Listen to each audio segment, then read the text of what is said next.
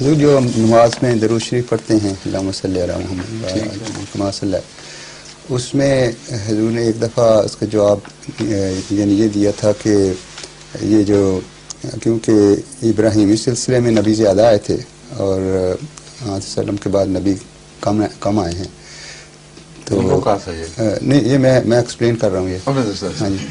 تو آپ حضور نے فرمایا تھا کہ یہ جو آتا ہے کہ علماء امتی کا انبیاء بنی اسرائیل، علماء امتی کا انبیاء بنی اسرائیل، تو اگر وہاں انبیاء زیادہ آئے تھے تو یہاں ہماری امت میں جو علماء آئے ہیں وہ زیادہ تھے. یہ نہیں کہا میں نے یار، اگر میں یہی اس طرح بیان کرتا ہوں، اس طرح سمجھ جاتا ہوں تو اللہ معافی دے. میں نے یہ مضمون بیان کیا تھا کہ بظاہر لوگ یہ سمجھتے ہیں کہ حضرت مسیح موعود علیہ السلام تک جو وقفہ ہے اس لحاظ سے یہ امت ابراہیم کے مقابلے پر انعامات میں کم ہو گئی کیونکہ ان کو کوئی نبی نظر نہیں آتا. مگر حضرت صلی اللہ علیہ وسلم کا یہ فرمانا کہ علماء امتی کا انبیاء بنی اسرائیل اس مضمون پر روشنی ڈال کر یہ بتا رہا ہے کہ انبیاء کے ہم مرتبہ لوگوں سے یہ امت بھری پڑی ہے، اور ان کی تعداد امت محمدیہ میں حضرت ابراہیم کی تعداد میں پیدا ہونے والے نبیوں سے ہرگز کم نہیں ہے. یہ تھا میرا استدلال. اور اگر انسان ان فرضی تعصبات سے الگ ہو کر دیکھے جو سال ہا سال کے علماء کے بیان کرنے کے نتیجے میں انسان کے ذہن میں بیٹھ جاتے ہیں کہ نبی غیر نبی کے برابر نہیں ہو سکتا، مثلا کون سا غیر نبی کس نبی کے برابر نہیں ہو سکتا، یہ بحث اٹھے گی. اگر یہ اٹھے تو پھر کا لفظ بہت عظیم روشنی ڈالنے والا لفظ ہے. کا لفظ برابر نہیں کہتا، ہم مثل ہے، جو اپنے ہم مثل سے بڑھ بھی سکتا ہے. یہ ہے بنیادی مضمون جو دیکھنے والا ہے. اسی لیے میں نے اس کے ساتھ ہی ایک اور آیت پڑھ کے سنائی تھی کہ حضرت صلی اللہ علیہ وسلم کو حضرت موسیٰ سے تشبیہ دیتے ہوئے فرمایا کما ارسلنا الی فرعون رسولا. اب کما ہے لفظ، کیا اس کے نتیجے میں موسیٰ کو رسول اللہ علیہ وسلم پر فضیلت حاصل ہوگی؟ کیا اس کے نتیجے میں ہم مرتبہ ہونا ظاہر ہوگا؟ کیونکہ لفظ کما نے بالکل اسی طرح مماثلت دکھائی ہے. صرف ہرگز ہم پلہ ہونا، ہرگز کم مرتبہ ہونا اس سے ظاہر نہیں ہوتا. بس مماثلت کا ایک عمومی طریق ہے، اس میں آگے بھی بڑھ سکتا ہے، کم بھی ہو سکتا ہے، دونوں باتیں ہیں. پر حضرت صلی اللہ علیہ وسلم کے تعلق میں جو دوسری آیات ہیں وہ صاف روشنی ڈال رہی ہیں کہ آپ کم نہیں ہیں، یقیناً زیادہ ہیں. لیکن لفظ کما بظاہر یہ دکھا رہا ہے کہ گویا ایک جیسے مراد غلط ہے، مماثلت ہے. بس بنی اسرائیل کے انبیاء سے امت محمدیہ کے علماء کو ایک مماثلت ہے جو ان کو ہم پلہ بھی بنا سکتی ہے، مماثلت ان سے مرتبے میں بڑھا بھی سکتی ہے.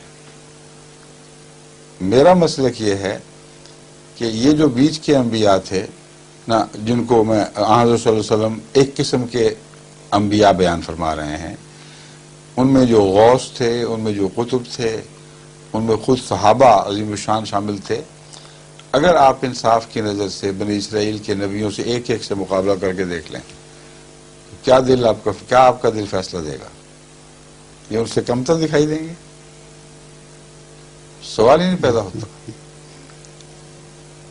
بعد کے زمانے کی بھی ایک ولی ایسا ہے، ایک ولی جو شان میں 20 انبیاء بنی اسرائیل سے اونچا دکھائی دے رہا ہے.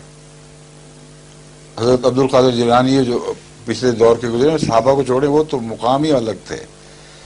حضرت عبد القادر جیلانی کا دیکھیں، ان کی ساری زندگی، ان کے نشانات اگر مبالغوں کو چھوڑ بھی دیں تو یہ قطعی طور پر ثابت ہے، کیونکہ حضرت مسیح علیہ السلام نے بھی ان کے اوپر جو روشنی ڈالی ہے. ایک بہت عظیم مرتبہ بزرگ تھے، ولی اللہ، خدا ان سے ہم کلام ہوتا تھا. تو اب ان کا مقابلہ کر کے دیکھیں دوسرے انبیاء بنی اسرائیل سے، کیا دل گواہی دے گا آپ کا؟ मौलवी के फतवे के हमारे बेशक है, ना बताएं कि मौलवी फतवा दे गए हैं, तुम कौन होते हो। मगर उम्मत मोहम्मदिया का मर्तबा दूसरी उम्मतों से ऊंचा है। ये बयान करके मैंने एक वजह ये बयान की थी कि देखें नबी का लक़ब क्यों ना दिया गया, ये मजमून हज़रत मसीह मौऊद अलैहिस्सलाम ने खोल दिया। आपने फरमाया मगर नबी का लक़ब पाने के लिए मुझे एक ही को इंतखाब फरमाया गया। क्या वजह थी? वजह बड़ी वाज़ेह है। पुराने अंबिया में नबूवत की तारीफ निस्बतन छोटी थी और महदूद थी, उनके अमल के लिहाज से, उनके दायरा कार के लिहाज से। ये तारीफ सिर्फ हज़रत अक़दस मोहम्मद रसूलुल्लाह सल्लल्लाहु अलैहि वसल्लम के ज़माने में आलमगीर हुई है, इससे पहले कभी ना हुई। गोया नबूवत का दायरा कार इतना वसी कर दिया गया कि कुल आलम पर मुहित हो गया। इससे पहले बनी इसराइल या दीगर अंबिया का दायरा कार छोटी छोटी कौमों पर, छोटे छोटे इलाकों में, चंद मुल्कों तक ज़्यादा से ज़्यादा फैला हुआ था, इससे आगे नहीं था। तो मोहम्मद रसूलुल्लाह की उम्मत का नबी, वो नबी कैसे कहला सकता है जिसका दायरा कार अंबिया बनी इसराइल जितना छोटा छोटा दायरा कार हो और आलमी वसअत इख्तियार न कर जाए। पहली मरतबा तारीख में हज़रत मसीह मौऊद अलैहिस्सलाम जैसा एक मुजद्दिद पैदा हुआ है जिसने कुल आलम को मुखातब किया है और कुल आलम के लिए अपने आप को हज़रत सल्लल्लाहु अलैहि वसल्लम की गुलामी में बशीर और नज़ीर करार दिया है। कोई और है तो दिखाएं। 13 मुजद्दिद गुजरे या 14 गुजरे, जितने भी थे ज्यादा हैं इसलिए कि हर एक ने किसी ने किसी को, किसी ने किसी और को मुजद्दिद करार दिया। सबको शुमार कर लें, कोई एक निकाल के दिखाएं जिसने इस तरह आलमी खिताब किया हो और दुनिया की हर कौम को ललकारा हो। ये मजमून था जो मैं बयान करने की कोशिश कर रहा था। अगर मैं पूरी तरह आवाज़ें नहीं कर सका तो मेरी गलती है, मगर आपने अच्छा किया पूछ लिया। अब समझे इसकी तो बात समझ आ गई है। तो एक छोटी सी यहाँ सवाल मेरे ज़हन, छोटी सी सवाल नहीं, छोटा सा सवाल मेरे ज़हन में पैदा होता है। कश्मीरी है ना हाँ फरमाएं कि कुरान करीम की रूह से सबसे बड़ा रूहानी जो दर्जा है वो नबी का है। अच्छा, तो इस लिहाज से फिर इसको कैसे एक्सप्लेन करेंगे? मैं वही जो एक्सप्लेन करने की कोशिश कर रहा हूँ। आप ये क्या हरकत कर रहे हैं? तो वही है कि सारी रात जुलेखा सुनाई तो सुबह पूछा कि जुलेखा औरत थी कि मर्द था। ये जो मैं बता रहा हूँ आपको, उम्मत मोहम्मदिया में नबूवत की तारीफें बहुत वसी हो गई हैं और उसके दायरे में गैर नबी का मर्तबा भी पुराने ज़माने की नबूवत की तारीफ से बढ़ गया है, जबकि नबूवत की पुरानी तारीफ इस पर सादिक आ जाएगी। मगर जब आलमी नबी ज़ाहिर हो गया तो पुरानी तारीफ कैसे काम देगी? ये जो मजमून है ये आपका कसूर नहीं है, हजरत मूसा को भी समझ नहीं आया था क्योंकि हदीस में आता है और मौलाना अशरफ अली थानवी ने भी गालिबन ये कोट की हुई है ना, वो जो है कि मेरी उम्मत का नबी बना। हाँ ये जलालुद्दीन सयूती है उनकी किताब में। खैर हवाला मुझे इससे याद नहीं, इनको भी शायद याद ना हो, मगर कहते हैं कि अल्लामा जलालुद्दीन सयूती ने इसको कोट किया है। बाद के किसी आलिम ने भी लिखा है अपनी तफसीर में, जो हमारे मुखालिफिन उलमा है ना, इन लोगों में से भी किसी ने लिखा है। वो ये है कि हज़रत सल्लल्लाहु अलैहि वसल्लम का मकाम और मर्तबा जब हज़रत मूसा पर ज़ाहिर किया गया तो हज़रत मूसा ने दुआ की कि ऐ खुदा मुझे उस उम्मत का नबी बना दे। अल्लाह ताला ने फरमाया कि उस उम्मत का नबी उन्हीं में से होगा। समझे? मूसा ने मर्तबा जो समझा वो इतना बड़ा था कि अर्ज किया कि ऐ खुदा मुझे तू उस उम्मत का नबी नहीं उम्मती ही बना दे। कितना बड़ा मर्तबा है। ऊपर खुदा ने उस पर फरमाया कि ये नहीं हो सकता, वो पहले है वो बाद में है।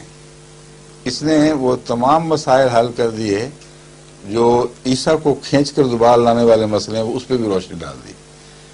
जो पहले हैं उनको खुदा दोबारा नहीं लाएगा। अब बताएं कि हज़रत मूसा ने उम्मत का क्या मर्तबा समझा कि मुझे उम्मती बना दे। خدا نے یہ جواب نہیں دیا کہ تیرا مرتبہ اونچا ہے، یہ میں بیان کرنا چاہتا ہوں اب۔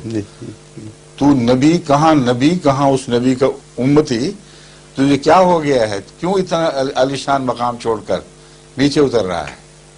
ہرگز نہیں فرمایا، یہ فرمایا کہ تو پہلے ہے اور وہ بعد میں ہے، یہ ہو ہی نہیں سکتا۔